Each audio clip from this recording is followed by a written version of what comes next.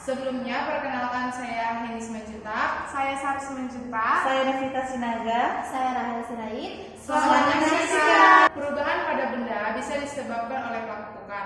Pengertian pelapukan itu sendiri yaitu berubahnya suatu benda menjadi lapuk atau berkurangnya kualitas dalam pelapukan.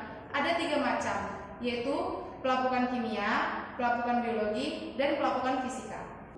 Yang dimana yang pertama, pelapukan kimia adalah pelapukan yang disebabkan oleh perubahan benda yang disebabkan zat kimia. Yang kedua, pelapukan fisika adalah pelapukan yang disebabkan oleh alam. Dan yang ketiga, pelapukan biologi adalah pelapukan yang disebabkan oleh makhluk hidup. Di sini kami akan membahas tentang pelapukan kimia. Contoh dari pelapukan kimia adalah bantuan yang ada di sungai yang tercemar oleh limbah pabrik yang menyebabkan batuan itu menjadi lapuk karena terkena zat-zat kimia dari pabrik.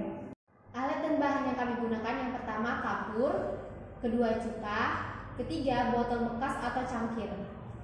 Selanjutnya kita masukkan kapur tulis ke dalam larutan cuka dan lihat reaksinya. Nah, terjadi gelombang yang sangat banyak di dalam kapur tersebut. Itu menyebabkan karena kapur tulis adalah batu sedimen membentuk bebatuan yang terdiri dari mineral kalsium, sedangkan asam cuka adalah senyawa kimia asam organik.